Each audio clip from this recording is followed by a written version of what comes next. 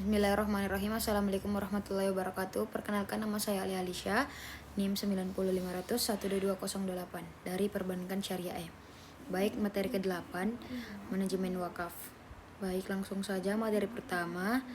1. Pengertian dana fungsi manajemen zakat. Prinsip-prinsip manajemen dalam Islam merupakan prinsip yang universal dan berlaku bagi semua golongan masyarakat di dunia dan semua negara. Prinsip manajemen Islam sebagai suatu disiplin ilmu prinsip manajemen digali Al-Quran dan hadis. Teori manajemen Islam memberi injeksi moral dan manajemen, yakin mengatur bagaimana seharusnya individu berperilaku baik dalam organisasi maupun dalam masyarakat. 1. Perencanaan. Perencanaan merupakan keputusan terhadap tantangan apa yang akan dilakukan menurut Lazil Weriu dan Laido L. Byrnes dalam bukunya Management Skill and Application. Perencanaan merupakan keputusan tentang apa sasaran yang akan dicapai dalam semua waktu yang tersebut. 2.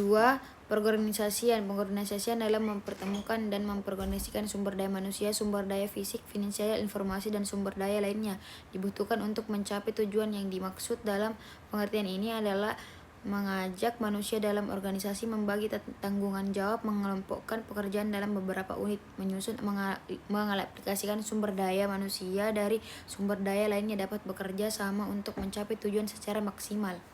Baik, materi kedua, manajemen sumber daya nazir lembaga pengelola wakaf. Dalam rangka mengembangkan wakaf produktif kualitas, pengelolaan wakaf harus ditopong dalam nazir yang memiliki pengetahuan tentang manajemen wakaf dalam perspektif hukum Islam. Kemudian ia mempunyai pengetahuan tentang prinsip ekonomi dan keuangan syariah yang kemampuan mengelola keuangan secara profesional dengan prinsip syariah serta mempunyai kemampuan melakukan investasi harta wakaf.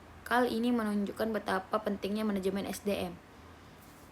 Baik, materi ketiga, kriteria nazir wakaf profesional. Dalam berbagai kitab fikih ketika membahas tentang rukun wakaf, tidak satupun ulama yang mengatakan nazir wakaf sebagai rukun dari wakaf. Namun para ulama sepakat bahwa wakif harus menunjukkan nazir wakaf, baik dia sendiri penerimaan wakaf maupun orang lain.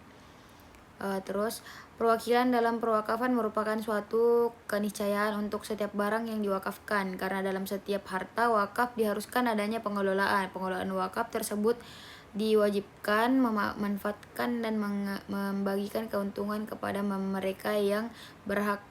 Orang yang ditugaskan itu dinamakan orang nazir atau mutawali atau kaima. Baik, materi keempat, tanggung jawab dan hak nazir wakaf. Inti ajaran yang tergandung dalam wakaf menghendaki agar harta wakaf itu tidak diberikan tanpa hasil, karena semakin banyak hasil harta wakaf yang dapat dinikmati orang, akan semakin besar pula pahala yang akan mengalir pada wakaf tersebut. Mungkin itu saja.